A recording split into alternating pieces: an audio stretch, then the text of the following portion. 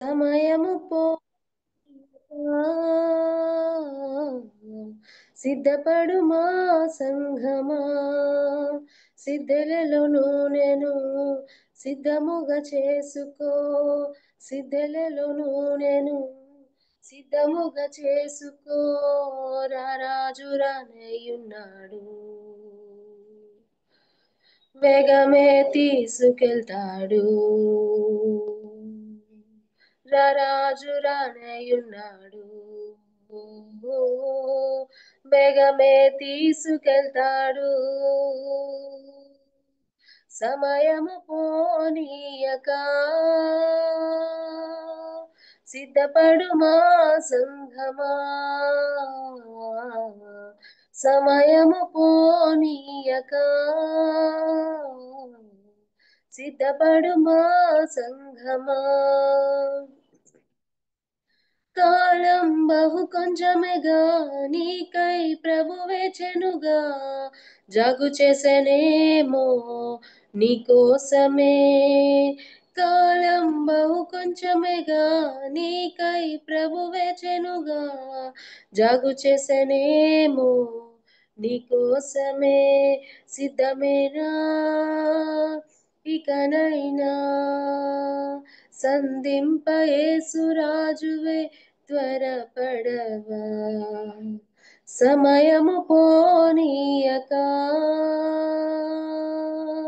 సిద్ధపడు మా సంఘమా, సమయము పోనీయక సిద్ధపడు మా సంఘమా,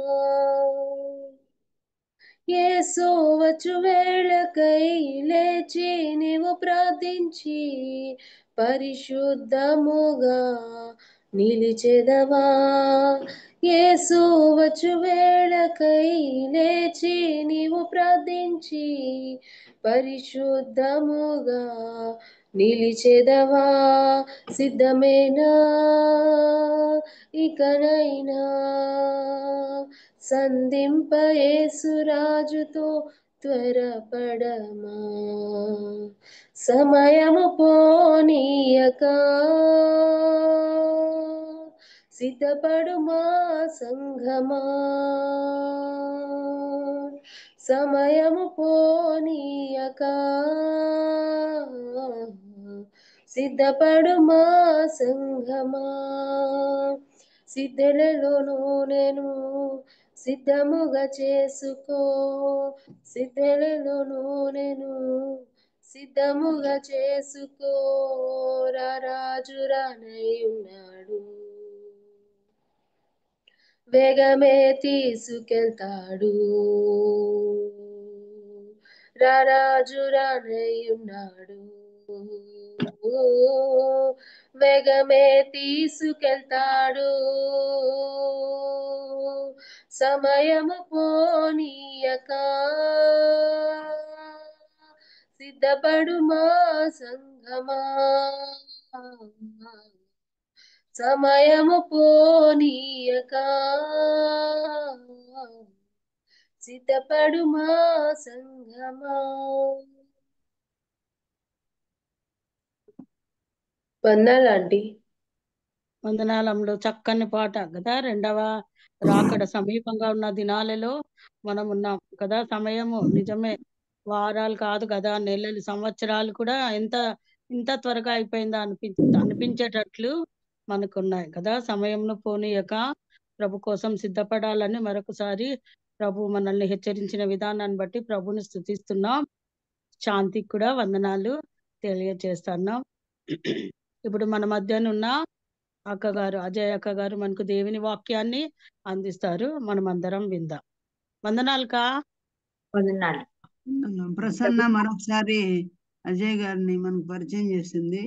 కొద్దిమంది కొత్త వాళ్ళు వచ్చి ఉంటే కనుక మరొకసారి ముందే పరిచయం చేయబడింది. మరొకసారి ప్రసన్న గారు తెలియని వారికి తెలియజేస్తారు. అందరికీ వందనాలమ్మా, అందరికీ వందనాలు. నేను ప్రసన్న మీ మధ్య నా సాక్ష్యము వాక్యము 2-3 సార్లు వచ్చాను, మీకు గుర్తే ఉండుండొచ్చు.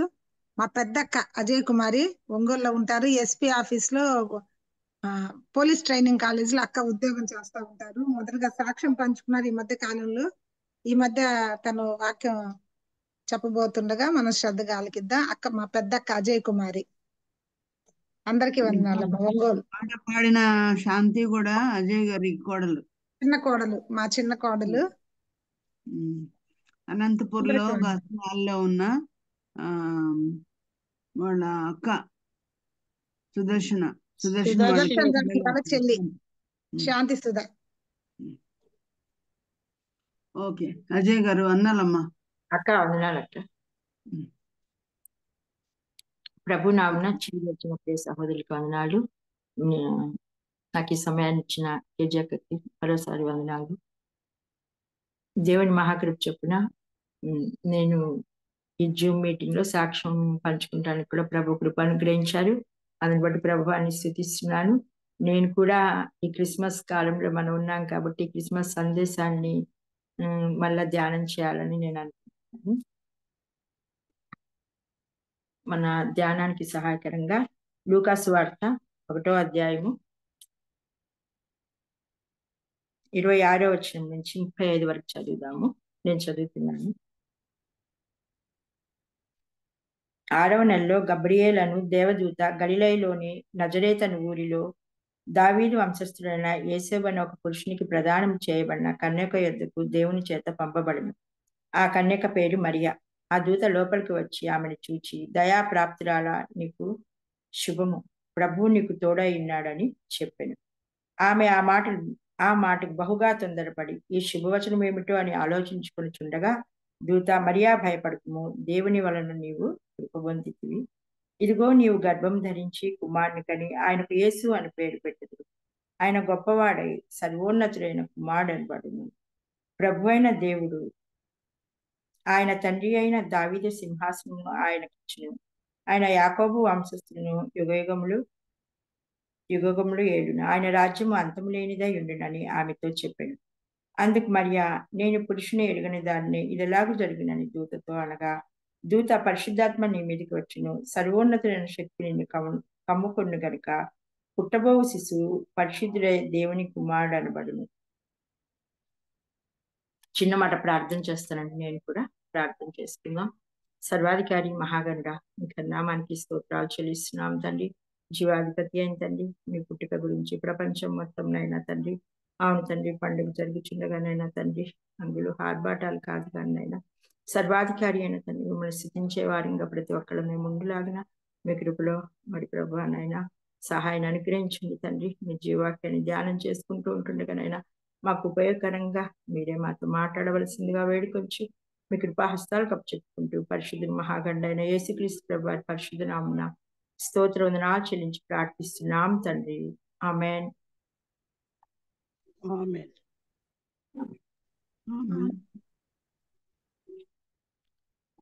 ఇక్కడ గబ్రియేల్ అనే దూత వచ్చి మరియమ్మతో చెప్తూ ఉంది. ఈ మరియమ్మ ఎవరు అంటే దావీదు వంశస్థుడైన యేసేబునకు ప్రదానం చేయబడిన ఒక కన్యక. కాబట్టి ఈమె దగ్గరికి వచ్చినప్పుడు ఆమె మరియమ్మ ఏమంటుంది, నేను పురుషుని ఎరుగని దాన్నే, ఇది ఎలాగూ జరుగునని దూతతో అనగా, దూత, పరిశుద్ధాత్మ నీ మీదకి వచ్చును, సర్వోన్నత శక్తి నిన్ను కమ్ముకొనును గనుక పుట్టబో శిశువు పరిశుద్ధుడై దేవుని కుమారుడు అనబడును అంది. కాబట్టి ఇది ఎలాగ జరుగుతుందంటే పరిశుద్ధాత్మ శక్తి నిన్ను కమ్ముకుంటుంది కాబట్టి ఇది జరుగుతుందని దూత చెప్పింది. కాబట్టి ఇక్కడ మనం చూసినట్టయితే ప్రభువారి యొక్క ఈ జన్మ అనేది ఎంతో ఆశ్చర్యకరమైనదిగా మనం చూస్తూ ఉన్నాము. కాబట్టి యేసుక్రీస్తు ప్రభువారు కన్య మరియ గర్భాన పరిశుద్ధుడిగా ఈ లోకానికి ఆయన జన్మించాడు. ఆయన ఈ లోకానికి రావడానికి మరియమ్మని ఒక సాధనంగా మనం ఎన్నుకున్నట్టు ఇక్కడ మనము చూస్తూ ఉన్నాము. కాబట్టి యెషయా గ్రంథం ఆయన ప్రవచనము యెషయా గ్రంథంలో చదివాము. యెషయా గ్రంథము 9వ అధ్యాయము 6వ వచనంలో,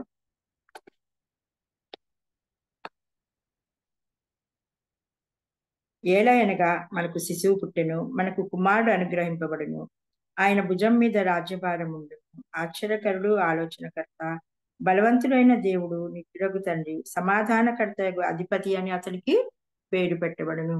కాబట్టి ఆయన జన్మ ఆశ్చర్యం, ఆయన ఆశ్చర్యకరుడు.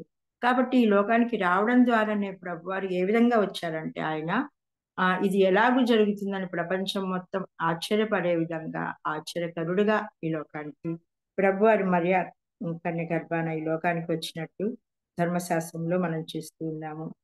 కాబట్టి యెషయా ప్రవక్త ద్వారా మొదటిగానే ప్రభువారు ప్రవచించారు. ఎలాగనగా మనకు శిశువు పుట్టెనో, మనకు కుమారుడు అనుగ్రహింపబడును, ఆయన భుజం మీద రాజ్యభారం.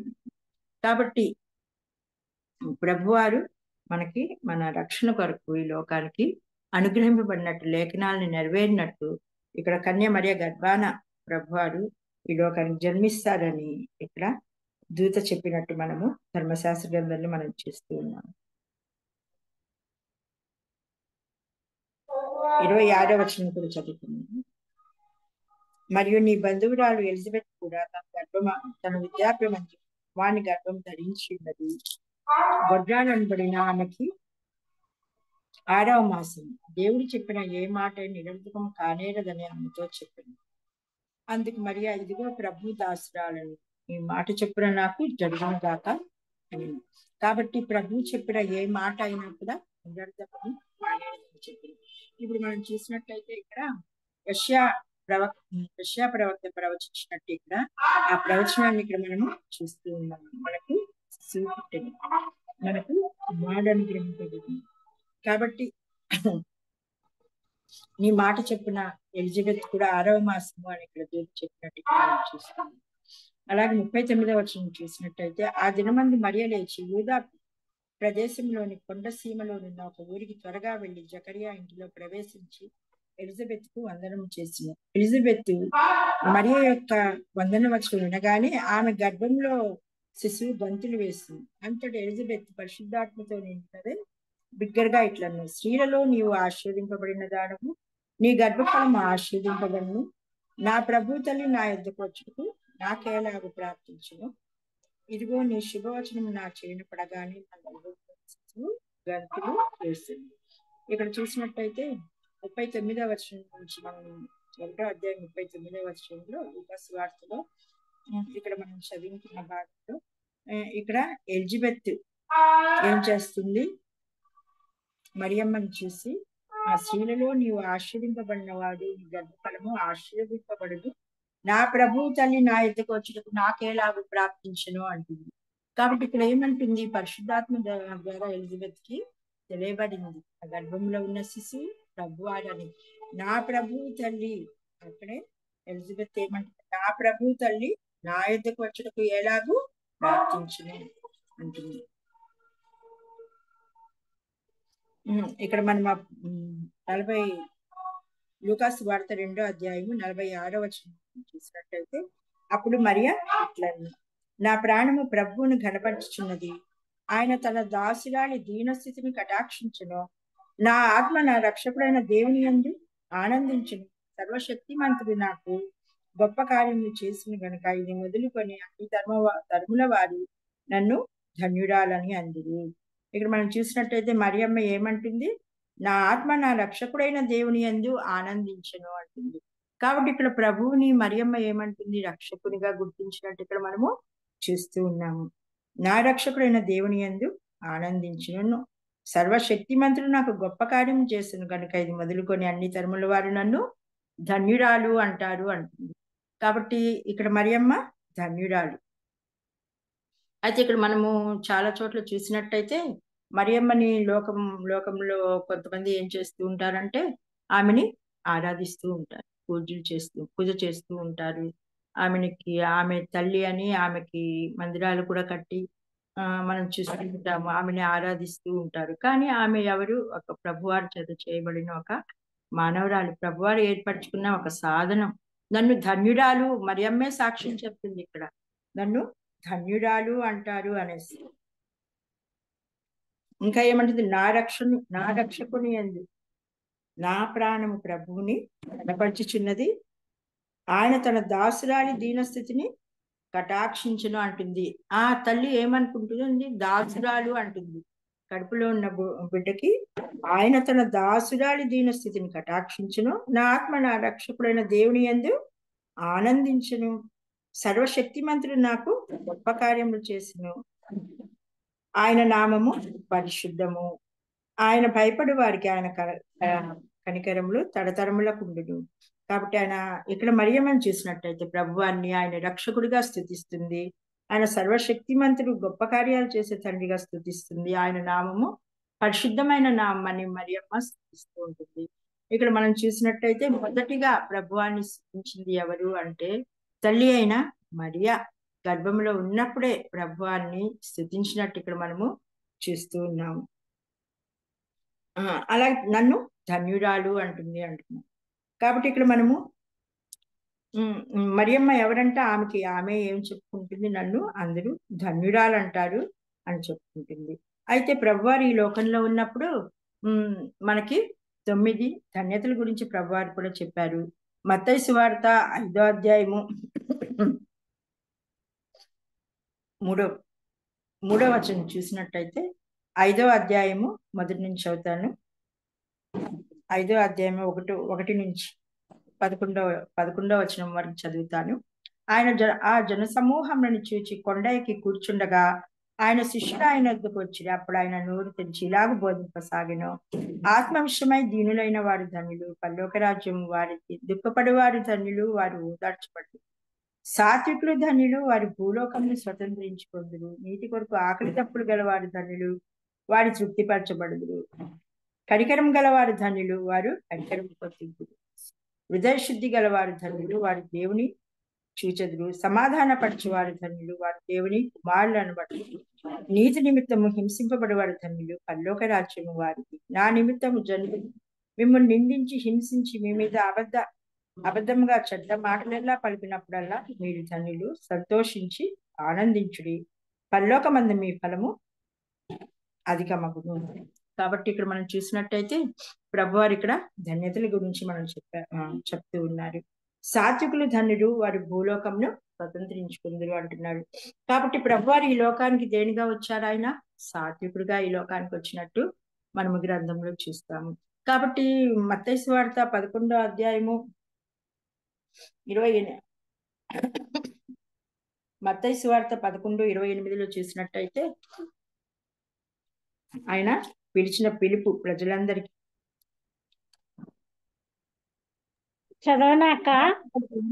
చదువుతున్నాను. ప్రయాసపడి భారం మోసుకొనుచున్న సమస్త జనులారా నా యుద్ధకు రండి, నేను మీకు విశ్రాంతి కలుగజేతును. నేను సాత్వికుడును దీన మనసు గలవాడను గనుక మీ మీద నా కాడి ఎత్తుకొని నా యుద్ధ నేర్చుకునుడి, అప్పుడు మీ ప్రాణములకు విశ్రాంతి దొరుకును. కాబట్టి ఇక్కడ ప్రభువాన్ని మనం పిలిచిన పిలిపేంటి? పడి భారం మోయించిన సమస్త జనులారా నా యుద్ధకు రండి అంటున్నారు.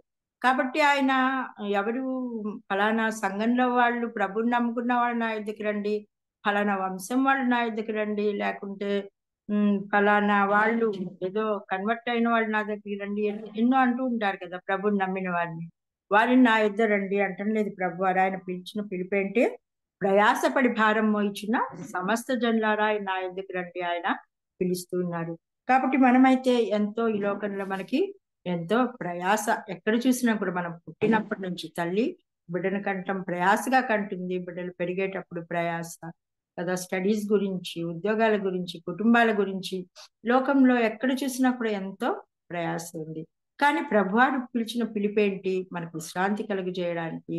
ప్రయాసపడి భారం మోయించిన సమస్త జనులారా నా యుద్ధకు రండి అని ఆయన పిలుస్తున్నారు. అయితే ఆయన ఎటువంటి వారంటే ఆయన సాత్వికుడు, దీన మనసు గలవాడు. కాబట్టి మీ మీద నా కాడి ఎత్తుకుని నా యుద్ధ నేర్చుకోండి, అప్పుడు మీ ప్రాణములకు విశ్రాంతి దొరికింది. కాబట్టి మనం ఆయన కాడి మనం ఎత్తుకుని మనం మోసినప్పుడు మన ప్రాణాలకి విశ్రాంతి కలుగుతుంది. ఆయన కాడి ఎటువంటిదంట?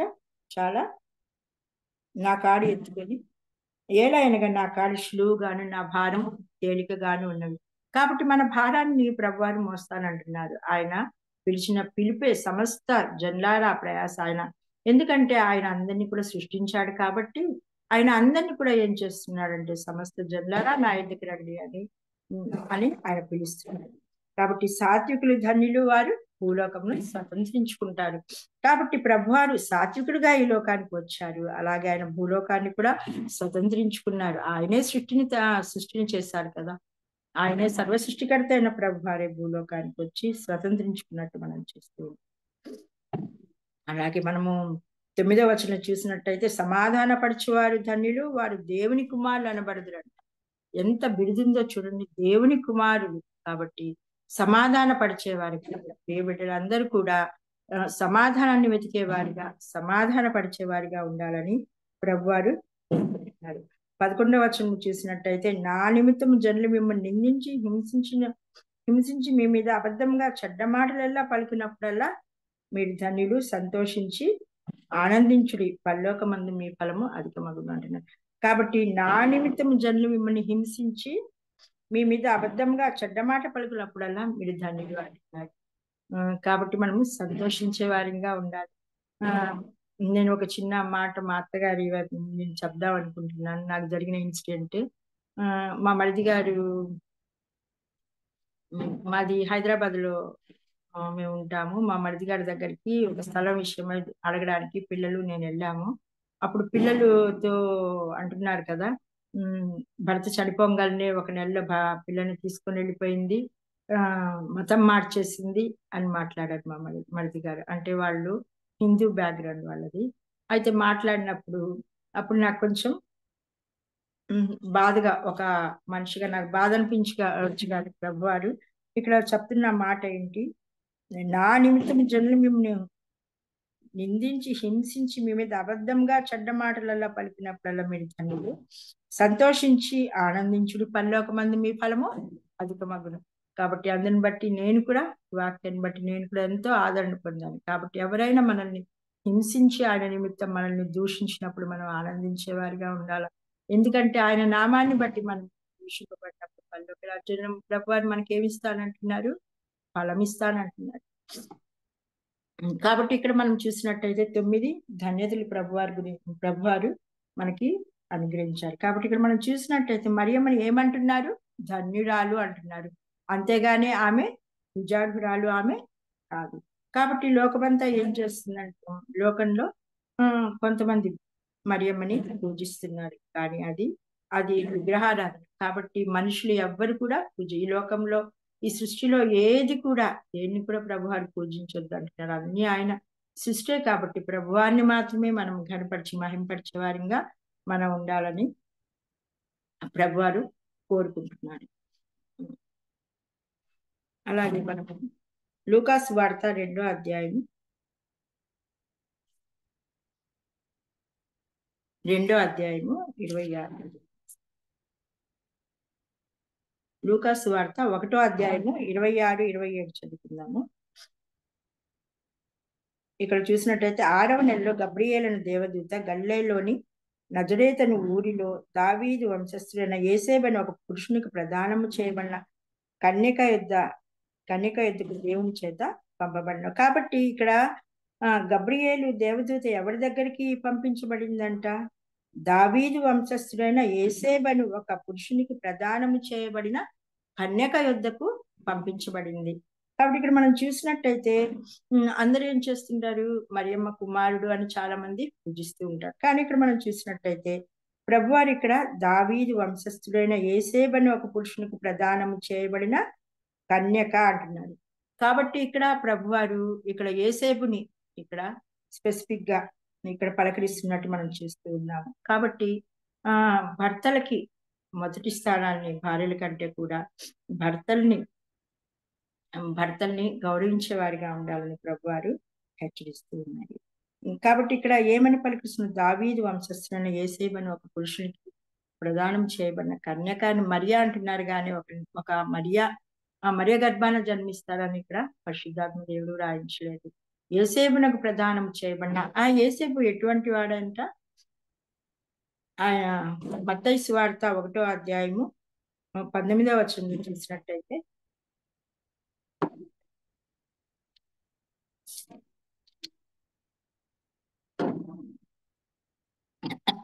ఆమె భర్త అయిన యేసేబు నీతిమంతుడై ఉండి ఆమెను అవమానపరచకుండా రహస్యంగా ఆమెని విడనాడ దేశించును. కాబట్టి అప్పుడు ఏం చేశాడు యేసేబు, ఈ మాట వినంగానే ప్రదానం చేయబడింది యేసేబుకి. అయితే ప్రదానం చేయబడ్డాక ఇక్కడ ఏమని వ్రాయబడుతుంది, భర్త అయిన యేసేబు. అయితే రహస్యంగా ఆమె గర్భవతి అయిందని రహస్యంగా ఆమెని విడనాడ ఉద్దేశించాలంట. ఆ రోజులు ధర్మశాస్త్ర ప్రకారము గర్భవతులైన వారిని ఏం చేస్తారు? వివాహం కాకుండానే గర్భవతులైన వారిని రాళ్లతో కొట్టి చంపేస్తారు. కాబట్టి అటువంటి స్థితి అక్కడ ధర్మశాస్త్ర కాలంలో ఉన్నప్పుడు, అయితే యేసేపు ఏం చేశాడు? అతను నీతిమంతుడే ఉన్నాడంట. నీతిమంతుడే ఏం చేశాడంటే రహస్యంగా ఆమెని వదిలివేయాలనుకుంటున్నాడు.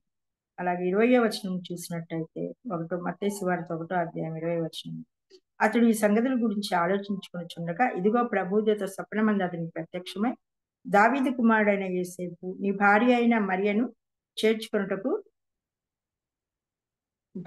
భయపడకుము. ఆమె గర్భము ధరించినది అది పరిశుద్ధాత్మ వలన కలిగినది. ఆమె యొక్క కుమారుని కని తన ప్రజలను వారి పాపముల నుండి ఆయనే రక్షించును గనుక ఆయనకు యేసు అని పేరు పెట్టిమని. కాబట్టి ఇక్కడ దూత వచ్చి ఇక్కడ చెప్తున్నట్టు మనము చూస్తూ ఉన్నాము. యేసేపుతో ఏమని చెప్తుంది? వారి పాపముల నుండి, తన ప్రజలను వారి పాపముల నుండి ఆయనే రక్షించును.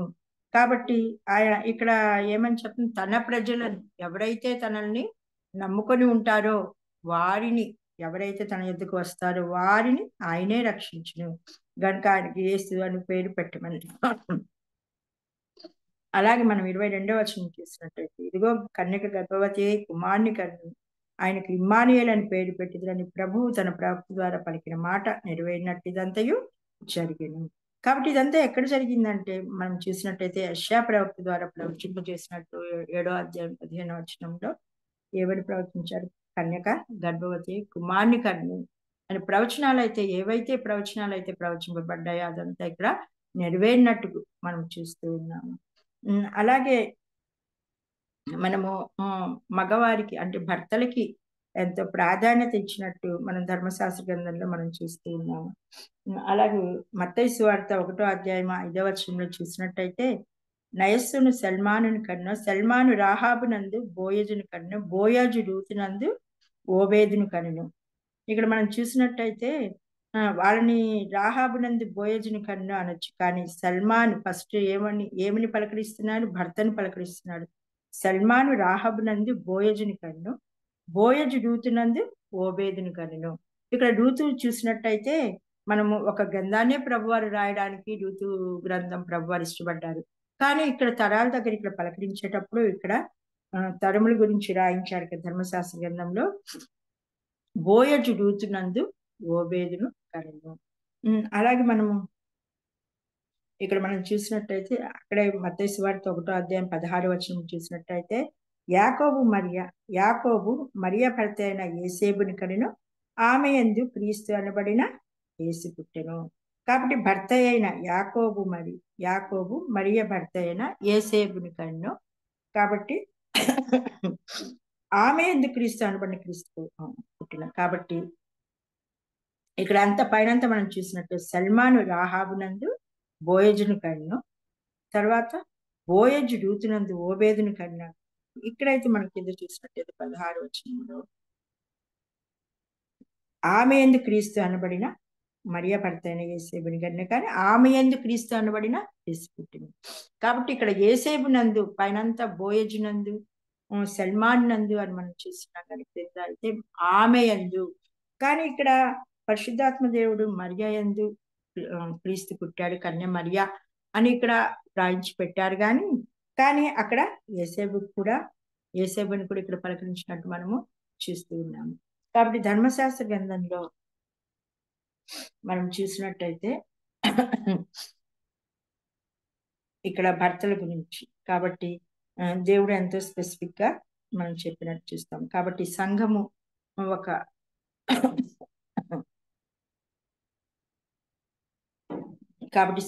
ఒక స్త్రీగా పోల్చబడినప్పుడు సర్వాధికారి అయిన ప్రభువారు భర్తగా పోల్చబడుతున్న సంఘటన మనం చూసినట్టయితే, కాబట్టి 1 తిమోతి పత్రిక 2వ అధ్యాయం 11వ వచనం మనం చూద్దాము. 1 తిమోతి ఎవరైనా తీస్తే చదివేసేయండి.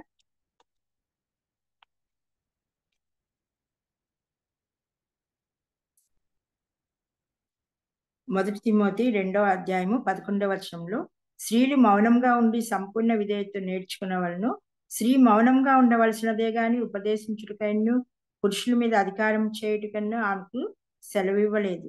మొదట ఆదామును తర్వాత హవ్వను నిర్మింపబడి కారా మరియు ఆదాము మోసపరచబడలేదు గాని స్త్రీ మోసపరచబడి అపరాధములో పడెను. కాబట్టి ఇక్కడ ఏం చేస్తున్న, స్త్రీ మౌనంగా ఉండవలసిందే గాని ఉపదేశించుటకును పురుషుని మీద అధికారం చేయుటకును ఆమెకి సెలవు ఇవ్వలేదు అంటున్నాం. కాబట్టి మనము ధర్మశాస్త్ర గ్రంథంలో మనం చూపించినట్టయితే ప్రభువారు మనం మొదటి స్థానము భర్తకి ఇచ్చినట్టు, మనం భర్తతో కలిపే భార్యను పలికించినట్టు ఇక్కడ మనం చేస్తూ ఉన్నాము. కాబట్టి స్త్రీ పురుషుని మీద అధికారం చేయటకి సెలవు ఇవ్వలేదు ప్రభువారు. అలాగే 2వ అధ్యాయం 10వ వచనం చూసుకున్నట్టయితే దైవభక్తి గలవారు మనం చెప్పుకున్న స్త్రీలకు తగినట్టుగా సత్క్రియల చేత తమ్మును తాము అలంకరించుకునేవాళ్ళను. కాబట్టి ఏ విధంగా అలంకరించుకోవాలంటే స్త్రీలు సత్క్రియల చేత తమ్మును తాము అలంకరించుకునే వారిగా ఉండాలి. కాబట్టి ఇక్కడ మనము మరియ గురించి మనం మొట్టమొదటిగా ప్రభువారిని ఆమె మరియ ఎవరంటే ధన్యురాలు, అంతేగాని మరియ పూజారురాలు కాదు. ఎందుకంటే అలాగే తర్వాత మనం మొదలు చూసినట్టయితే మరియమ్మ ప్రభువాని గర్భంలో ఉన్నప్పుడే స్తుతించినట్టు మనం చూస్తూ ఉన్నాము. లూకా సువార్త 2వ అధ్యాయము 1వ వచనం చదువుకున్నాము. ఆ దినములలో సర్వలోకమునకు ప్రజాసంఖ్య వ్రాయవలనని కైసరు ఐగుస్తు వలన ఆజ్ఞ ఆయను. ఇది కురేనియా సిరియా దేశమునకు అధిపతి అయి ఉన్నప్పుడు జరిగిన మొదటి ప్రజా సంఖ్య. అందరూ ఆ సంఖ్యలో వ్రాయబట్టకు తమ తమ పట్టణంలోకి వెళ్ళి యేసేపు దావీదు వంశంలోని గోత్రంలోని పుట్టినవాడు గనుక తనకు భార్యగా ప్రదానం చేయబడిన గర్భవతి అయి ఉండిన మరియతో కూడా ఆ సంఖ్యలో వ్రాయబట్టు గలిలయలోని నజరేతు నుండి యూదయలోని బెత్లెహేం అనబడిన దావీదు ఊరికి వెళ్ళెను. కాబట్టి ఇక్కడ మనం చూసినట్టయితే అక్కడ ఏమి ఆజ్ఞ అయిందంట, సర్వలోకమునకు ప్రజా సంఖ్య వ్రాయవలనని. ఎప్పుడు ఆజ్ఞ అయింది? యేసుక్రీస్తు ప్రభువారు పుట్టేటప్పుడు సర్వలోకానికి ప్రజా సంఖ్య రాయాలని ఆజ్ఞ అయింది. కాబట్టి ఇక్కడ మనం చూసినట్టయితే మన చరిత్ర కూడా ఏం రాస్తుంది, ప్రభువారిని క్రీస్తు పూర్వము క్రీస్తు శకము ఇక్కడ నుంచి స్టార్ట్ అయినట్టు మనం చూస్తూ ఉన్నాము. కాబట్టి చరిత్ర కూడా స్టార్ట్ అయింది.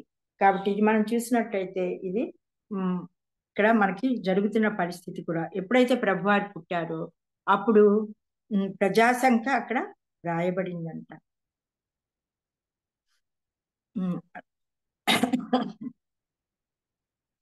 7వ వచనం చూసినట్టయితే 2వ అధ్యాయం 7వ వచనము 6వ వచనం చదువుతాము. 2వ అధ్యాయము 6వ వచనము. వారు అక్కడ ఉన్నప్పుడు ఆమె ప్రసవ దినములు నిండెను గనుక తన తొలిచూలు కుమారుని కని పొత్తి గుడ్డలతో చుట్టి సత్రంలో వారికి స్థలము లేనందున ఆయన పశువుల తొట్టిలో పరుండబెట్టెను. కాబట్టి అక్కడ ఏం జరిగింది, పశువుల తొట్టిలో ప్రభువారిని పరుండబెట్టినట్టు మనము చూస్తూ ఉన్నాము. కాబట్టి ఆయన సర్వాధికారి అయిన ప్రభువారు సర్వ సృష్టిని నోటి మాటతో చేసిన ప్రభువారికి ఏం లేదు, అక్కడ ఆయన పరుండటకు కూడా స్థలము లేకపోయినప్పుడు పశువుల తొట్టిలో ఆయన్ని పెట్టినట్టు మనం చూస్తున్నాం. కాబట్టి ఆయన దీనుడిగా ఈ లోకానికి, ఎందుకంటే అందరికీ ఆయన అవైలబుల్ గా ఉండడానికి ప్రభువారు ఈ లోకానికి దీనుడిగా ఈ లోకానికి వచ్చినట్టు మనము చూస్తూ ఉన్నాము.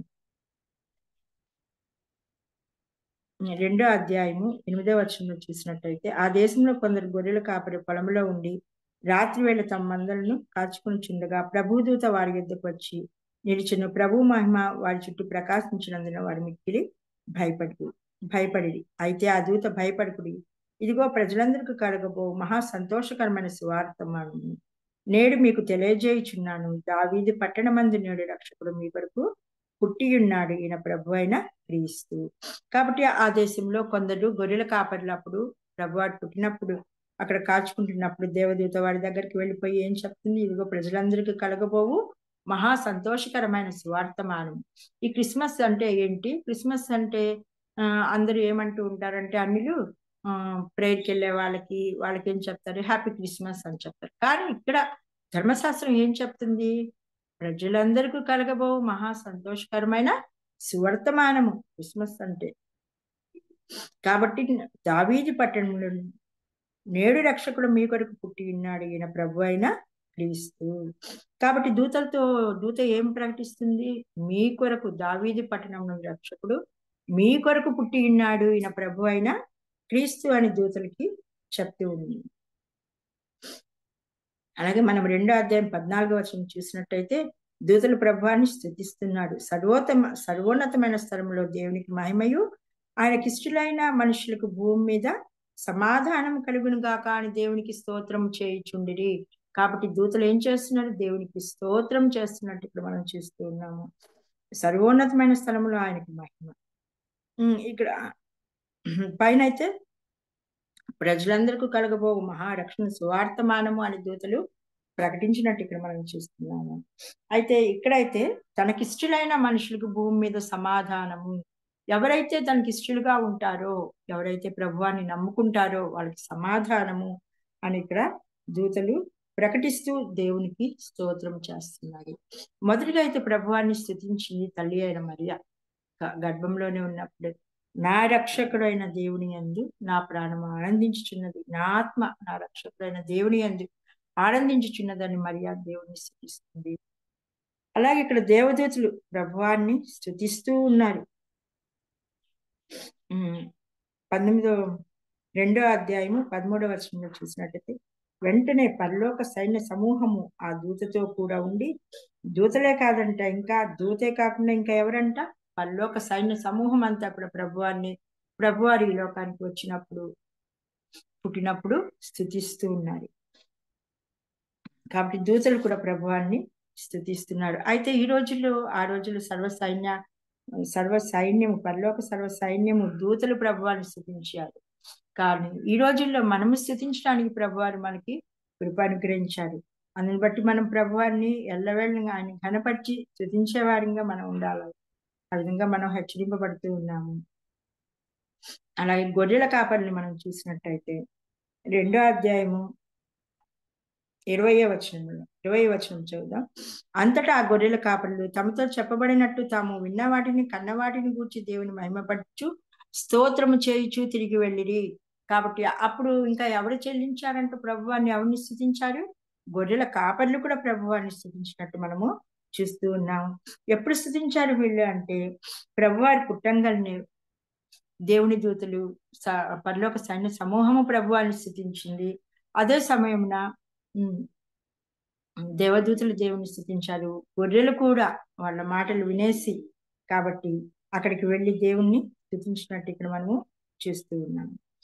అలాగే 2వ అధ్యాయము 21వ వచనం చూసినట్టయితే ఆ శిశువు సున్నతి చేయబడిన 8వ దినమున వచ్చినప్పుడు గర్భము ఆయన పడక మునుపు దేవదూత చేత పెట్టబడిన గర్భమందు ఆయన పడక ముందు దేవదూత చేత పెట్టబడిన యేసు అని పేరు ఆయనకు పెట్టిరి. మోషే ధర్మశాస్త్రం చెప్పిన వారు తాము శుద్ధి చేసుకున్న దినములు గడిచినప్పుడు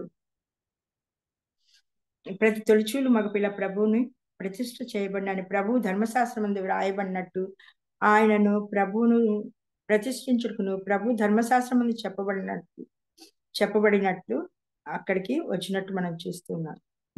చెప్పబడినట్టు గువ్వల జతనైనను 2 పావురపు పిల్లలైన బలిగా నర్పించుటకును వారు ఆయన యెరూషలేమునకు తీసుకొని పోయి, యెరూషలేమునందు సిమెయోను అని ఒక మనుషుడు ఉండును. అతడు నీతిమంతుడు భక్తిపరుడై ఉండి ఇజ్రాయెల్ యొక్క ఆదరణ కొరకు కనిపెట్టువాడు. పరిశుద్ధాత్మ అతని మీద ఉండెను. అతడు ప్రభు యొక్క క్రీస్తుని చూడక మునుపు మరణం పొందడని అతనికి పరిశుద్ధాత్మ చేత బయలుపరచబడి ఉండిన ఆత్మవశుడై అతని దేవాలయంలోకి వచ్చును. అతడు ధర్మశాస్త్రీయ పద్ధతి చొప్పున ఆయన విషయమై జరిగించుటకు తల్లిదండ్రులు శిశువైన యేసును దేవాలయం తీసుకొచ్చినప్పుడు అతడు తన చేతులు ఆయన ఎత్తుకుని దేవుని స్తుతించు ఇట్లన్నా. కాబట్టి ఇక్కడ మనం చూసినట్లయితే సిమెయోను భక్తుడు 8వ దినమున ప్రభువాన్ని సున్నతి ఆయన ధర్మశాస్త్ర ప్రకారము వాడు శుద్ధి చేసుకునే దినములు వచ్చినప్పుడు ప్రభువాన్ని సున్నతి చేయబడినప్పుడు 8వ దినమున యెరూషలేముకు వచ్చినట్టు ఇక్కడ మనం చూస్తున్నాము. అప్పుడు ఆత్మవశుడ సిమెయోను అని భక్తుడు అక్కడ ఉన్నాడు. కాబట్టి అతడు దేవుణ్ణి స్తుతిస్తున్నాడు. నాదా, ఇప్పుడు నీ మాట చొప్పున సమాధానంతో నీ దాసుని పోనిచ్చుచున్నావు. అన్యజనులకు నిన్ను బయలుపరచుటకు వెలుగుగాను నీ ప్రజలైన ఇజ్రాయేలుకు మహిమగాను నీవు సకల ప్రజల ఎదురు సిద్ధపరిచిన నీ రక్షణ నేను కన్నులారా చూచితిని. కాబట్టి ఇక్కడ సిమెయోను భక్తులు ఏమని ప్రభువాన్ని స్తుతిస్తున్నారు? నీవు సకల ప్రజల ఎదురు సిద్ధపరిచిన నీ రక్షణ నేను కన్నులారా చూచితిని. కాబట్టి ఇక్కడైతే భక్తుడు ఏమని ప్రవచిస్తున్నారు అంటే సకల జనుల ఎదుట సిద్ధపరిచిన, సకల ప్రజల ఎదుట సిద్ధపరిచిన నీ రక్షణ. కాబట్టి అక్కడ ప్రభువారు 8వ దినమున ఉన్నప్పుడే ఆ దేవాలయానికి ఆ సమయంలో తీసుకుని వచ్చినప్పుడు సిమయోను భక్తుడు కూడా ప్రభువాన్ని స్తుతిస్తున్నాడు. అక్కడ ఇంకొకళ్ళు కూడా ప్రభువుని స్తుతిస్తున్నారు. అక్కడ 2వ అధ్యాయం 36వ వచనం చూసినట్టయితే, మరియు ఆషేరు గోత్రికురాలిన సమూయేలు కుమార్తె అయిన అన్నా అని ఒక ప్రవక్త ఉండెను. ఆమె కన్యత్వం మొదలుకొని 7 ఏండ్లు పెనిమిటితో సంసారం చేసి బహుకాలం గడిచినదై 84 సంవత్సరముల విధవరాలై ఉండి దేవాలయం విడొక ఉపవాస ప్రార్థనతో దేంబళ్ళు సేవ చేయించుండెను. ఆమె కూడా ఆ గడియలోనే లోపలికి వచ్చి దేవుని కొనియాడి యెరూషలేము విమోచన కొరకు కనిపెట్టు వారంతో ఆయన గూర్చి మాట్లాడుచుండెను. కాబట్టి అక్కడ అన్నా అని ప్రవక్తి ఒక విధవరాలు అక్కడ దేవాలయంలో ఉండి సేవ చేస్తూ ఉంది. కాబట్టి ఆమె కూడా వచ్చి ప్రభువుని స్తుతిస్తున్నట్టు మనం చూస్తూ ఉన్నాము. కాబట్టి మామూలుగా విధవరాలనైతే ఈ లోకంలో చూసినట్టయితే, ఈ లోక సంబంధంగా చూసినట్టయితే వాళ్ళు దేనిలో కూడా రావడానికి అర్హత లేదు. వాళ్ళు దేనిలోకి రానివ్వరు. వాళ్ళు పెళ్లిళ్ళు జరిగేటప్పుడు ఈ లోక సంబంధమైన ఆచారాలతో పెళ్లిళ్ళు జరిగేటప్పుడు వాళ్ళని దూరంగా ఉంచుతారు. కానీ సర్వాధికారి అయిన ప్రభువారు విధవరాలకి ఎంతో ఆయన ఆదరించే దేవుడై ఉన్నారు. కాబట్టి ఇక్కడ అన్నా అని ప్రవక్తి ప్రభువాన్ని స్తుతించడానికి దేవాలయంలో అక్కడ పెట్టినట్టు మనము చూస్తూ ఉన్నాము. ధర్మశాస్త్ర గ్రంథంలో కూడా వ్రాయబడి ఉంది కదా, తండ్రి లేని వారి ఎడల విధవరాని ఎడల ఆయన అందరికి కూడా ఆయన ఆజ్ఞ వారిని పిడికిళ్ళు విడవమంటారు. వారి కొరకు పరదేశులను వాళ్ళందరినీ కూడా ప్రభువారు ఏమంటారు, వారిని ఆదరించాలంటారు. కాబట్టి ఎంతో ప్రభువారు వారిని ఎంతో ఆదరించే దేవుడై ఉన్నారు. అందుని బట్టి ప్రభువారిని మనము స్తుతించే వారిగా మనం ఉండాలి. కాబట్టి ఇక్కడ మనం ప్రభువారు పుట్టినప్పుడు మరియమ్మ గర్భంలో ఉన్నప్పుడే స్తుతించింది, దేవదూతులు స్తుతించారు, గొర్రెల కాపరులు స్తుతించారు, సిమయోను అనే భక్తులు స్తుతించారు, అన్నా అనే ప్రవక్తి కూడా స్తుతించింది. ఇంకా ఎవరు స్తుతించారు ప్రభువుని? జ్ఞానులు కూడా కదా, ఎలిజబెత్ కూడా, జ్ఞానులు కూడా ప్రభువాన్ని స్తుతించినట్టు ఇక్కడ మనము చూస్తూ ఉన్నాము. మత్తయి సువార్త 2వ అధ్యాయము 1వ వచనం చూసుకున్నట్లయితే,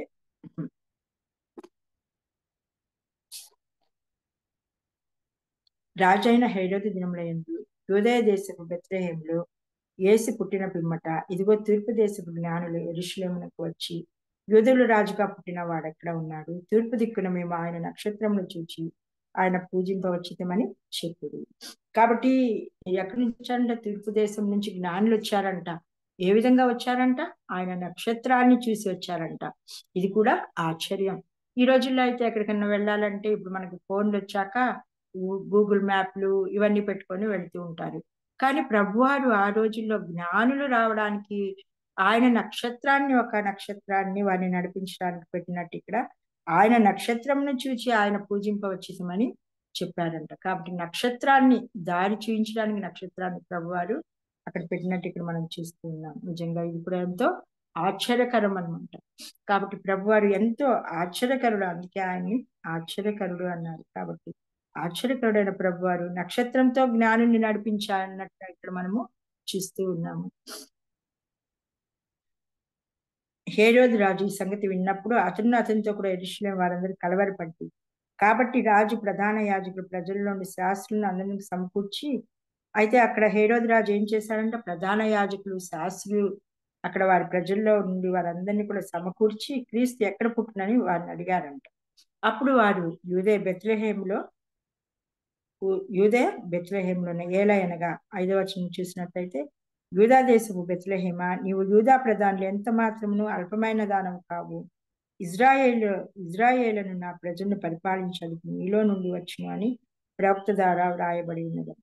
కాబట్టి మీకా ప్రవక్త ద్వారా వ్రాయించి పెట్టాడు ప్రభువారు 5వ అధ్యాయం 2వ వచనంలో. ఏదైతే యూదా దేశ బెత్లెహేములో ప్రభువారు పుడతారని ఇక్కడ వ్రాయించి పెట్టినట్టు మనం చూస్తున్నాం. కాబట్టి ఆయన ఎక్కడ పుట్టాడు? యూదా దేశపు బెత్లెహేములో ఆయన పుట్టినట్టు అక్కడ ఉన్న రాజు ప్రధానులు అలాగే ప్రజల్లో ఉండే శాస్త్రులు కూడా అక్కడ మనం చెప్పినట్టు వారు చెప్పినట్టు ఇక్కడ మనం చూస్తూ ఉన్నాం. అలాగే మత్తయి సువార్త 2వ అధ్యాయం 6వ వచనంలో, అంతటా హేరోదు ఆ జ్ఞానిని రహస్యంగా పిలిపించి ఆ నక్షత్రం కనబడిన కాలము వారి చేత పరిష్కారంగా తెలుసుకొని మీరు వెళ్ళి ఆ శిశువు విషయమై జాగ్రత్తగా విచారించి తెలుసుకొనగానే నేను వచ్చి ఆయనను పూజించినట్లు నాకు వర్తమానము తెండని చెప్పి వారిని బెత్లెహేమునకు పంపిణీ. అంతటా వారు రాజు మాట విని బయలుదేరిపోవచ్చుండగా ఇదిగో తూర్పు దేశంన వారు చూచిన నక్షత్రము ఆ శిశువుని చోటికి మీదుగా వచ్చి నిలిచి వరకు వారిని ముందుగా నడిపించింది. కాబట్టి వీరిని ఎవరిని నడిపించింది? నక్షత్రం జ్ఞానిని నడిపిస్తుంది. వారు ఆ నక్షత్రంను చూచి అత్యానందపడుతుల ఇంటిలోనికి వచ్చి తల్లి అయిన మరియను ఆ శిశువును చూచి సాగిలపడి ఆయనను పూజించి తమ పెట్టెలు విప్పి బంగారమును సాంబ్రాణిని గోళమును కానుకలుగా ఆయనకు సమర్పించి. కాబట్టి వీళ్ళు లోపలికి వచ్చి ఎవరెవరిని చూశారు? తల్లి అయిన మరియని, శిశువుని చూశారు. కానీ వాళ్ళు ఎవరిని పూజించినట్టు ఇక్కడ మనం చూస్తూ ఉన్నాము? ఆయనను, మరియను ఆ శిశువుని చూచి సాగిలపడి ఆయనను పూజించి తమ పెట్టెలు విప్పి, కాబట్టి ఆయనకు సమర్పించి బంగారము, ఆ ప్రభువారికి బంగారము, గోళము ఎవరికి సమర్పించారు? సామ్రాణి ప్రభువారికి సమర్పించినట్టు ఇక్కడ మనము చూస్తూ ఉన్నాము. కాబట్టి ఆయన పూజారుడుగా ఆయన, కాబట్టి బంగారము వీరు ముగ్గురు నేను ఒక దగ్గర నేను చదివాను. జ్ఞానులంట వీళ్ళు ముగ్గురు అరేబియా దేశం నుంచి సాంబ్రాణి తీసుకొని వచ్చారంట, పర్షియా దేశం నుంచి బోళం తీసుకొచ్చారు, బంగారం భారతదేశం నుంచి తీసుకొచ్చారంట. కాబట్టి వీళ్ళు ఈ 3 దేశాల నుంచి వీళ్ళు జ్ఞానులు వచ్చారంట. వచ్చి బంగారం అయితే రాజరికానికి గుర్తుగా ఉంది, సామ్రాణి ఆయన పూజారుడు. కాబట్టి ఆయనకి పూజించేటప్పుడు ఆయన సామ్రాణి పూజ్యుడిగా ఆయన్ని తెలియజేస్తుంది. బోళము చేదు, కాబట్టి ఆయన మరణాన్ని ఇక్కడ బోళము ఇక్కడ తెలియజేస్తుంది. కాబట్టి బోళము అనేది మెడిసిన్ లో వాడతారంట.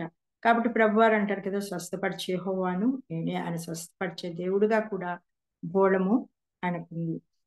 ఆయన శరీరము అలాగే రోమా సామ్రాజ్యంలో ఫరో చక్రవర్తులు వాళ్ళు చనిపోయినప్పుడు వాళ్ళ శరీరాలనంట నిలవ ఉంచడానికి ఆ బోళాన్ని వాళ్ళ శరీరానికి వాళ్ళకి పూసి ప్రజలు చేస్తారండి.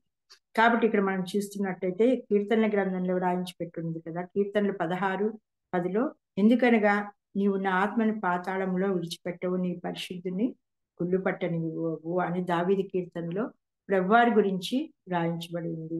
కాబట్టి బోళము అనేది దీనికి కూడా ఆయన ఆత్మ, ఆయన శరీరము కుళ్ళుపట్టనివ్వవు, నీ పరిశుద్ధిని పాతాళంలో విడిచిపెట్టవు, నీ పరిశుద్ధిని కుళ్ళుపట్టనివ్వవు. కాబట్టి ప్రవచన గ్రంథంలో ఏదైతే కీర్తనలో రాయించి పెట్టిందో ఆయన ఆత్మ పాతాళంలో విడిచిపెట్టదు. ఎందుకంటే ఇప్పటికి కూడా యెరూషలేములో ఏముంది? ప్రభువారి శరీరంతో కూడా ఆయన మహిమ శరీరంతో లేచినట్టు మనం చూస్తున్నాము. యెరూషలేములో కూడా చరిత్ర ప్రకారం కదా, ధర్మశాస్త్ర ప్రకారం యెరూషలేం కూడా ఉంది. ఆయన ఖాళీ సమాధి కూడా ఆయన శరీరం కుళ్ళుపట్టలేదు.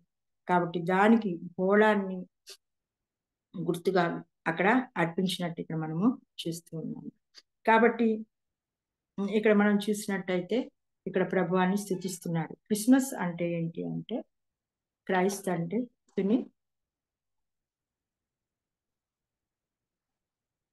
ప్రభువాన్ని ఆరాధించినట్టు ఇక్కడ మనము చూస్తూ ఉన్నాము.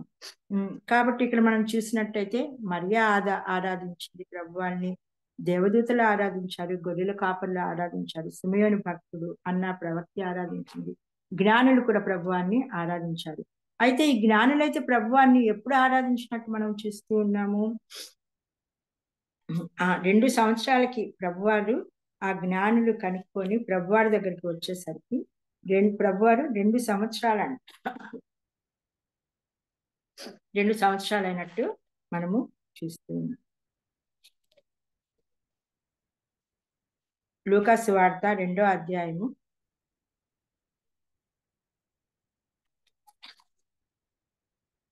2వ అధ్యాయము మనం చూసినట్టయితే మత్తయి సువార్త.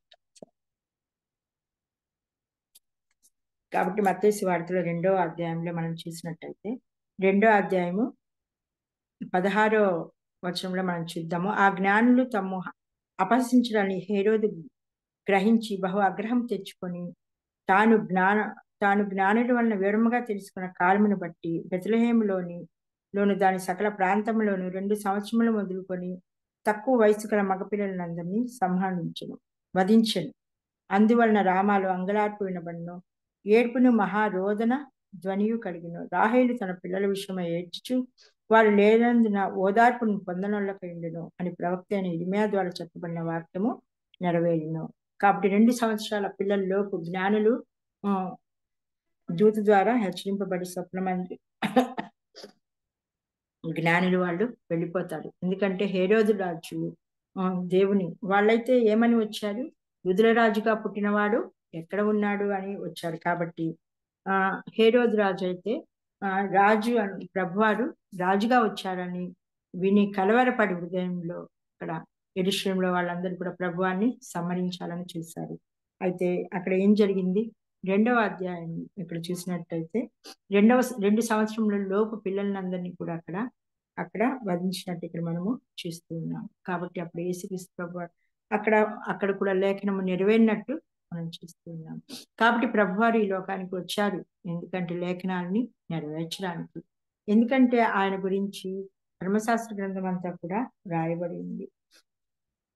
కాబట్టి మొట్టమొదటిగా ప్రభువాన్ని స్తుతించిన స్త్రీ ఎవరంటే తల్లి మరి అనే ప్రభుని ఆరాధించినట్టు మనం చూస్తూ ఉన్నాము.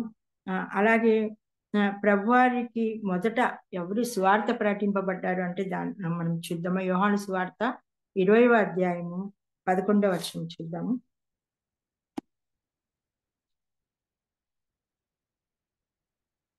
యోహాను సువార్త 20వ అధ్యాయము 11వ వచనం నుంచి నేను చదువుతాను.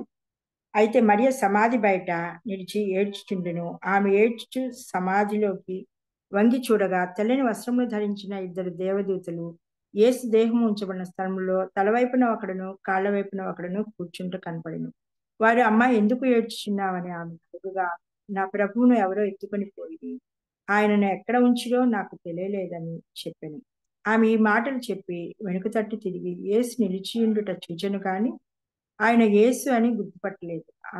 యేసు అమ్మాయి ఎందుకు ఏడ్చుచున్నావు, ఎవరిని వెతుకుచున్నావు అని అడగగా ఆమె ఆయన తోటమాలి అనుకుని, అయ్యా నీవు ఆయన మోసుకొని పోయినడలా ఆయనను ఎక్కడ ఉంచుతో నాతో చెప్పుము, నేను ఆయన ఎత్తుకొని పోదునని చెప్పెను. యేసు ఆమెను చూచి మరియా అని పిలిచెను. ఆమె ఆయన వైపు తిరిగి ఆయనను హెబ్రీ భాషలో రబ్బూని అని పిలిచెను. ఆ మాటకు బోధకుడు అని అర్థం. యేసు ఆమెతో, నేను ఇంకనూ తండ్రి యొద్దకు ఎక్కిపోలేదు కనుక నన్ను ముట్టుకొనవద్దు. అయితే నా సహోదరుల యొద్దకు వెళ్ళి నా తండ్రియు మీ తండ్రియు నా దేవుడును మీ దేవుడైన వాని యొద్దకు ఎక్కిపోవచ్చునని వాడితో చెప్పుమన్ను. మగ్దలేని మరియ వచ్చి నేను ప్రభువును చూచితిని, ఆయన నాతో ఈ మాటలు చెప్పినని శిష్యులకి తెలియజేసినాను. కాబట్టి ఇక్కడ మత్తయి సువార్త 20వ అధ్యాయం 11 నుంచి 18 వచనాల వరకు మనము చదువుకున్నాము. దీనిలో ప్రభువారు ఎవరికి చెప్తున్నారు, మగ్దలేని మరియ వచ్చి నేను ప్రభువును చూచితిని, ఆయన నాతో ఈ మాటలు చెప్పినని శిష్యులకి తెలియజేసినారు. కాబట్టి ప్రభువారు ఏం చెప్పారు, నా సహోదరుల వద్దకు వెళ్ళి నా తండ్రికి మీ తండ్రిని నా దేవుడును మీ దేవుడైన వాని ఎక్కిపోవచ్చునని వారితో చెప్పమని. కాబట్టి ఇక్కడ మనం చూసినట్టయితే మగ్దలేని మరియ వెళ్ళి అక్కడ మరియమ్మ వెళ్ళి ప్రభువారి యొక్క ఆయన లేచి ఉన్నాడు అనే స్వర్తమానం తెలియజేసినట్టు ఇక్కడ మనము చూస్తున్నాము. ఈ మాటలు చెప్పి శిష్యులకి తెలియజేసింది. కాబట్టి మొదటిగా ఆయన లేచి ఉన్నాడు అని ఎవరికి ప్రభువారు కనిపించారంటే ఒక మరియమ్మకి. కాబట్టి ఇక్కడ మనం చూసినట్టయితే ప్రభువారు స్త్రీలకి ఎంతో ప్రాధాన్యత ఇచ్చినట్టు మనం శాస్త్ర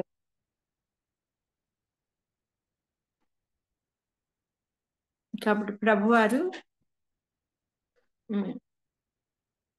అపొస్తలుల కార్యము అలాగే మనము చూసినట్టయితే మనము అలాగే ఇంకో స్త్రీ గురించి కూడా మనం చూద్దాము.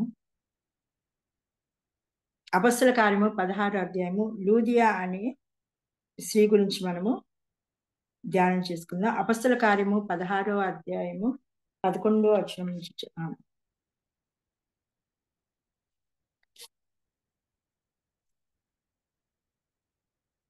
అపొస్తలుల కార్యములు 16వ అధ్యాయము 11వ వచనంలో చూసినట్లయితే 11వ వచనం. కాబట్టి మేము త్రోయను విడిచి ఓడ ఎక్కి తిన్నగా సముద్రాకేకును మరునాడు నెయపొలికిని అక్కడ నుండి ఫిలిప్పీకిని వచ్చితిమి. మాసిదోనియా దేశంలో ఆ ప్రాంతమునకు అది ముఖ్య పట్టణమును రోమీయుల ప్రవాస స్థానమునై ఉన్నది.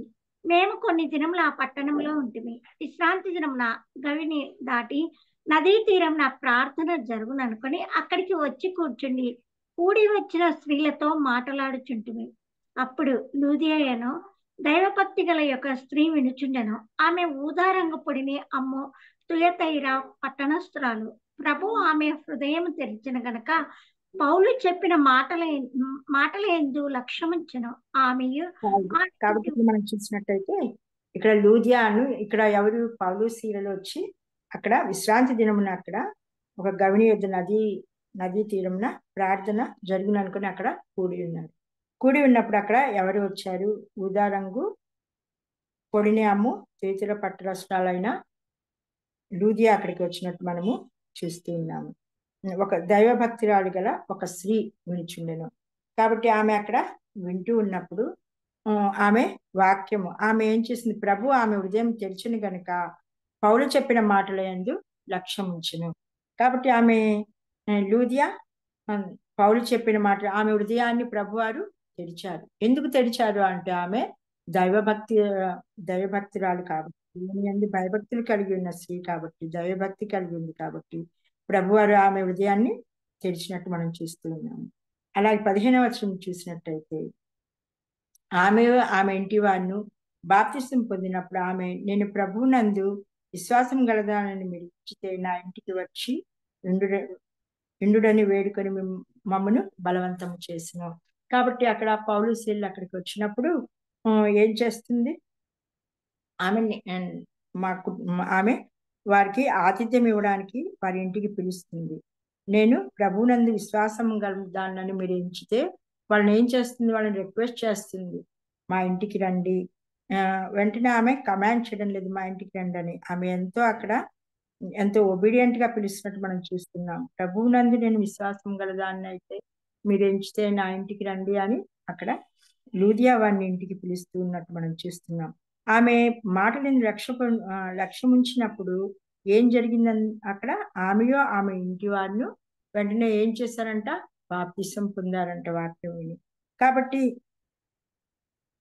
ఇక్కడ మనం చూసినట్టయితే ఆమె ఇంటి వారందరూ కూడా మనము సామెతల గ్రంథం 31వ అధ్యాయంలో మనం చదువుతాం కదా.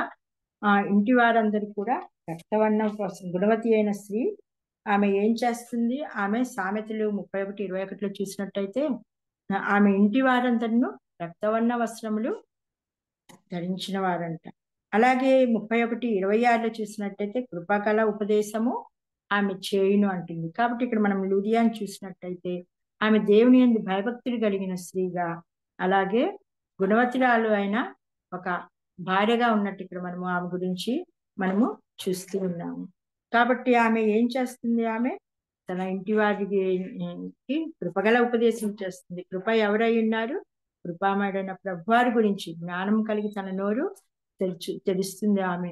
కాబట్టి గుణవతి అయిన ఒక స్త్రీగా ఆమె కూడా ఏం చేస్తుందండి? కృపగల ఉపదేశం చేసినందుకు ఆమె రక్షణ పొందడమే కాకుండా తన ఇంటి వారందరూ కూడా రక్షణ పొందారంట.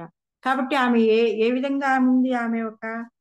ఆమె వ్యాపారస్తురాలుగా ఉంది. కాబట్టి ఆమెను చూసినట్టయితే ఆమెది బిజీ షెడ్యూల్.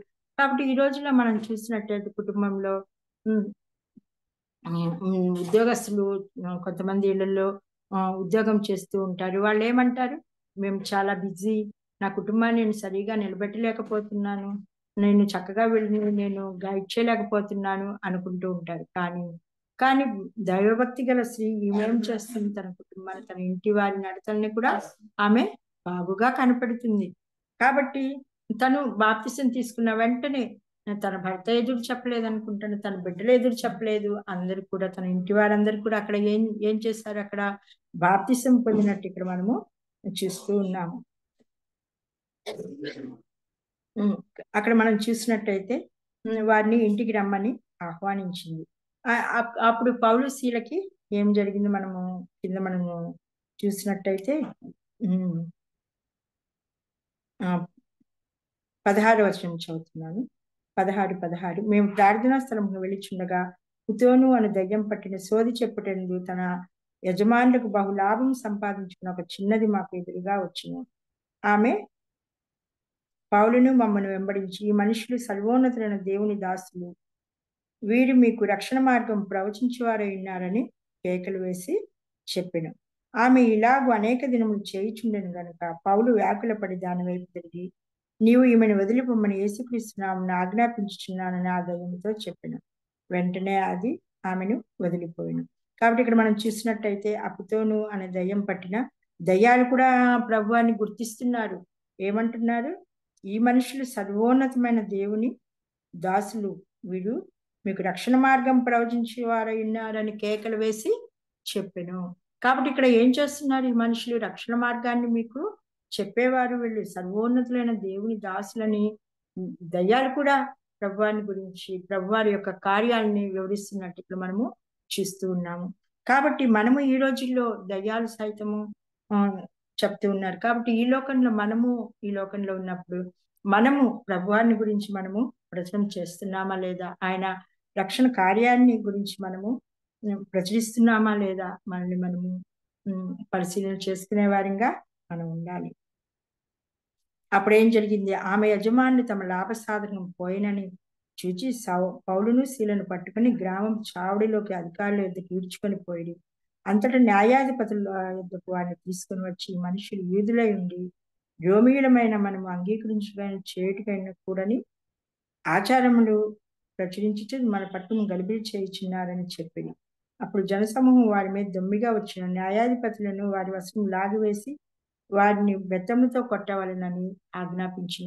కాబట్టి అక్కడ ఏం చేశారా? వారు చాలా దెబ్బలు కొట్టి వారిని చెరసాలలో వేసి భద్రంగా కనిపెట్టవాలని చెరసాల నాయకుని ఆజ్ఞాపించి. కాబట్టి అక్కడ ఏం చేశారు? వాళ్ళు పౌలు శీలల్ని బాగా కొట్టారు. ఇంకా వాళ్ళ లాభ సాధకం పోతుందని చెప్పి రోమీలు చేయని పని వీళ్ళు చేస్తున్నారు అని చెప్పి వాళ్ళని తీసుకొని వెళ్ళి వాళ్ళని ఏం చేశారు? అక్కడ జైల్లో చెరసాల్లో వేసినట్టు మనం చూస్తున్నాం. కాబట్టి వారైతే వాళ్ళని చాలా దెబ్బలు కొట్టి వారిని చెరసాల్లో వేసి భద్రంగా కనిపెట్టమని చెరసాల నాయకుని ఆజ్ఞాపించింది. అసలు అట్టి ఆజ్ఞను పొంది వారి లోపలికి చెరసాల్లోకి తోసి వారి కాళ్లకు బొండ వేసి బిగించిన. అయితే మధ్యరాత్రి వేళ పౌలును శీలయు దేవుని ప్రార్థించుచు కీర్తనలు పాడుచుండిరి, ఖైదీలు ఉంచుండిరి. కాబట్టి అక్కడ ఏం జరిగింది? పౌలు శీలలు వాళ్ళని చాలా కొట్టి బొండ వేసి బిగించారు. ఆ రోజుల్లో జైళ్ళు ఏ విధంగా ఉంటాయి? కటిక చీకటి కదా. ఈ రోజుల్లో కరెంట్లు ఉన్నాయి, ఎంతో ఫెసిలిటీస్ ఉన్నాయి, కానీ ఇప్పుడు జైల్స్ లో చూసినట్టయితే. కానీ ఆ రోజుల్లో అయితే ఎట్లా? అవంతా కటిక చీకట్లో వారిని వేసి బంధించి వాళ్ళని దాంట్లో వేసినట్టు చూసినప్పుడు అయితే వాళ్ళు ఏం చేస్తున్నారంటే అప్పుడు వారు దేవుని ప్రార్థించుచు కీర్తనలు పాడుచున్నారంట. ఖైదీలు వినిచుండ్రి. అప్పుడు అకస్మాత్తుగా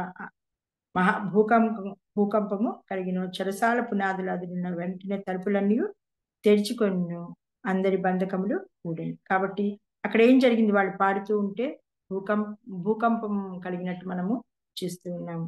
కాబట్టి దేవుడు అద్భుత కార్యాలు చేసే దేవుడు.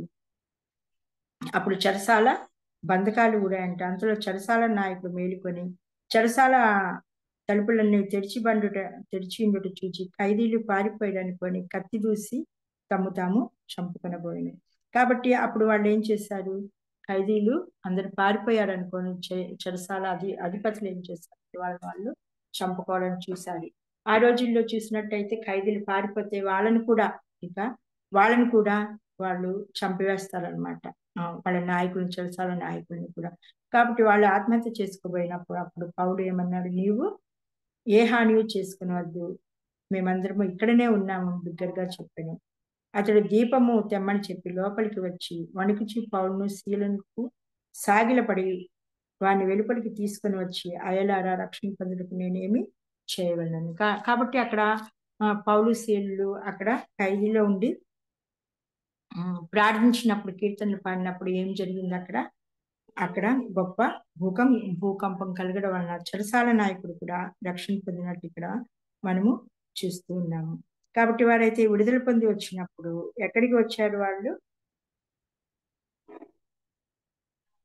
16వ అధ్యాయం 40వ వచనం చూసినట్లయితే, వారు చెరసాల నుండి వెలుపలికి వచ్చి లూదియా ఇంటికి వెళ్ళి అక్కడ సహోదరుని చూచి ఆదరించి బయలుదేరి పోయి. కాబట్టి వాళ్ళు చెరసాల నుంచి లూదియా అయితే వాళ్ళ ఇంటికి రమ్మని ఆహ్వానించింది కదా. కాబట్టి ఇక్కడ ఇదంతా చెరసాల నాయకులు రక్షణ పొందారు. ఇదంతా జరిగాక ఎక్కడికి వచ్చారంటే వాళ్ళు వదిలివేసినట్టు మనం చూసినాం. 35వ వచనం చూసినట్లయితే 16వ అధ్యాయం 35వ వచనంలో, ఉదయమైనప్పుడు న్యాయాధిపతులు ఆ మనుషులను విడుదల చేయమని చెప్పుటకు బంటులను పంపిడి. చెరసాల నాయకుడు ఈ మాటలు పౌలునికి తెలిపి, మిమ్మును విడుదల చేయమని న్యాయాధిపతులు వర్తమానం పంపి ఉన్నారు. కాబట్టి ఉదయం అయినప్పుడు వాడిని విడుదల చేయమని అన్నప్పుడు వాళ్ళు విడుదలైనట్టు ఇక్కడ మనం చూస్తూ ఉన్నాం.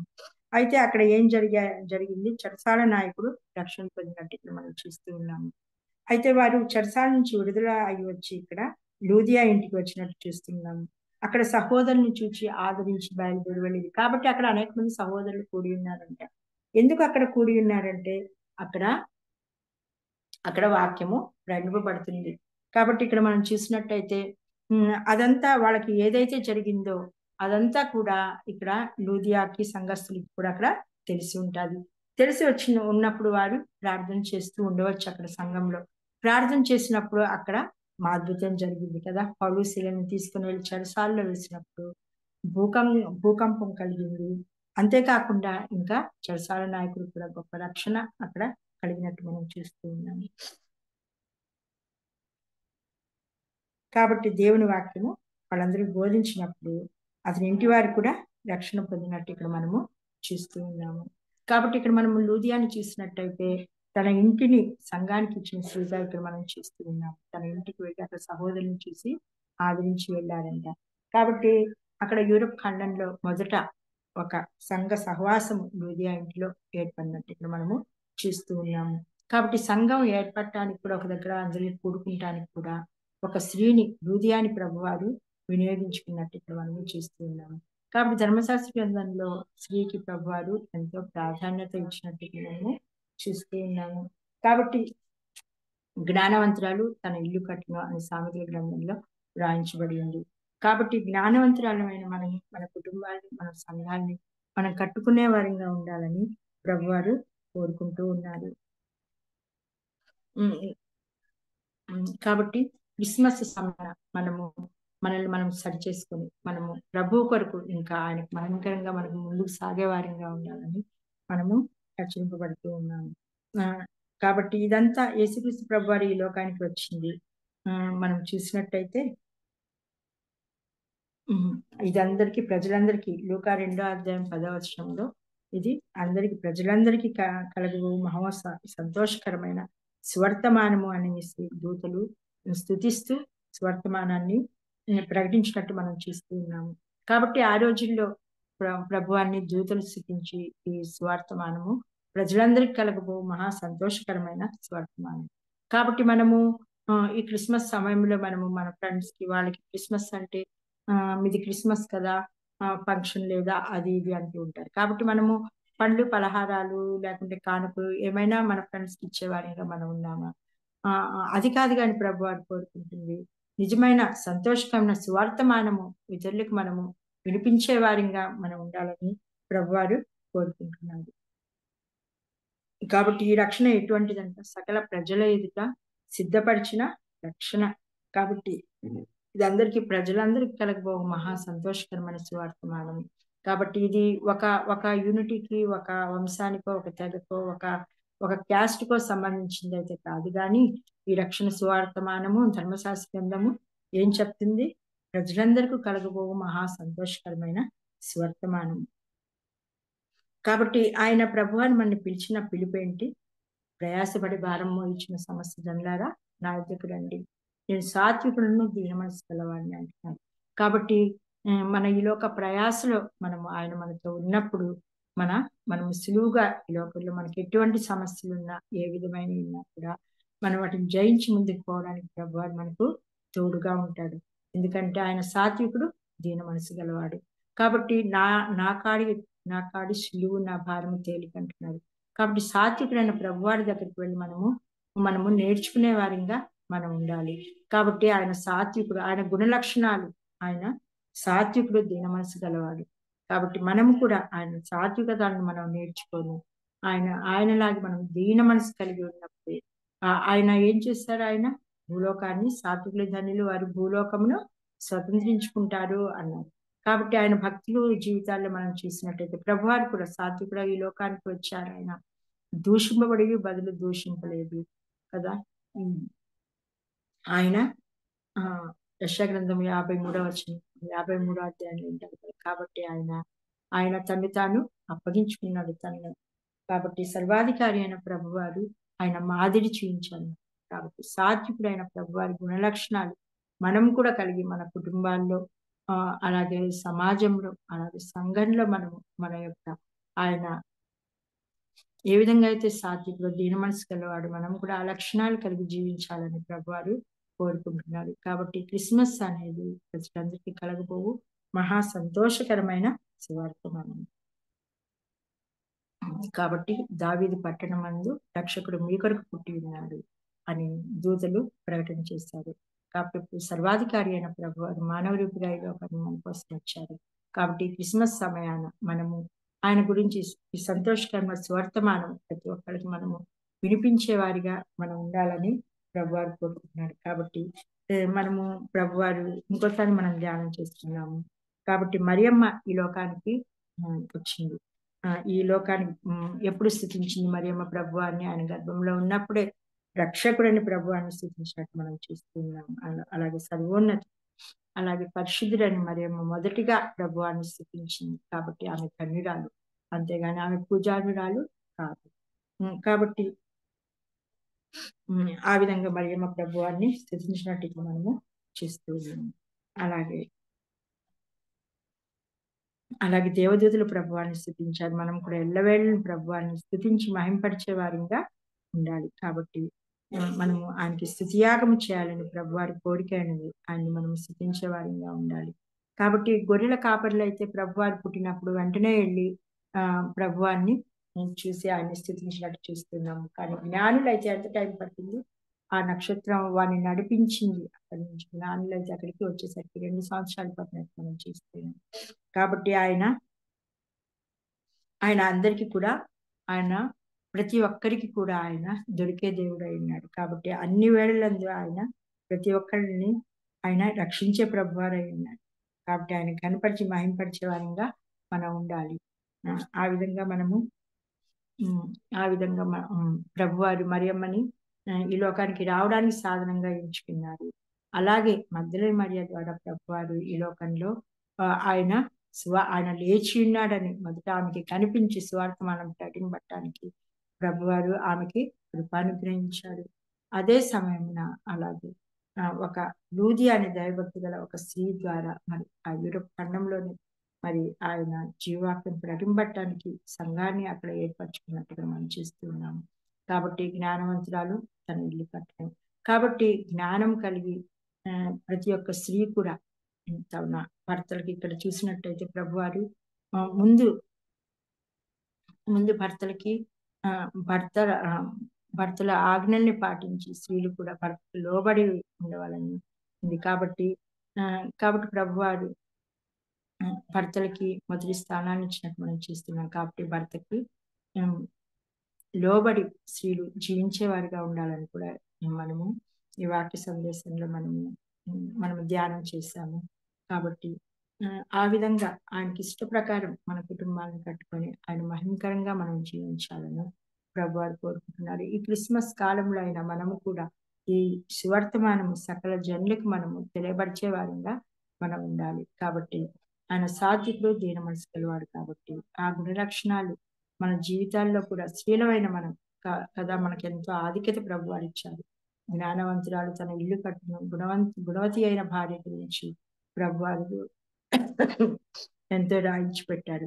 కాబట్టి అటువంటి గుణ లక్షణాలు మనం కలిగి ఆయనకి మహిమకరంగా మనము ఈ లోకంలో మనం జీవించాలని కీర్తనల గ్రంథంలో రాయించిపెట్టింది కదా, కుమార్తెలు నగరములకై మూలబడిన చెక్కబడిన మూల కంబాలు అనేసి. కాబట్టి మనకి ప్రభువారు ఎంతో ధన్యత ఇచ్చారు. కాబట్టి ఆ ధన్యతను వినియోగించుకొని ఆయన రాజ్య వ్యాప్తిలో మనము ఆయనకు మహిమకరంగా ముందుకు సాగొచ్చు. మన కుటుంబాలను మనం ఆస్వాదింపజేసే వారిగా ఉండాలని ప్రభువారు కోరుకుంటూ ఉన్నారు. ఆ విధంగా ఉండడానికి ప్రభువారు మనకు సహాయం చేయను గాక. ఈ వాక్యం ప్రభువారు మన కొరకు